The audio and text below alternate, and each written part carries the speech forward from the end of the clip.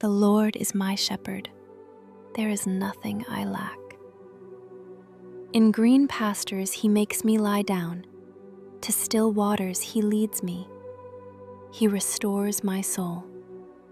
He guides me along right paths for the sake of his name. Even though I walk through the valley of the shadow of death, I will fear no evil, for you are with me. Your rod and your staff comfort me. You set a table before me in front of my enemies. You anoint my head with oil.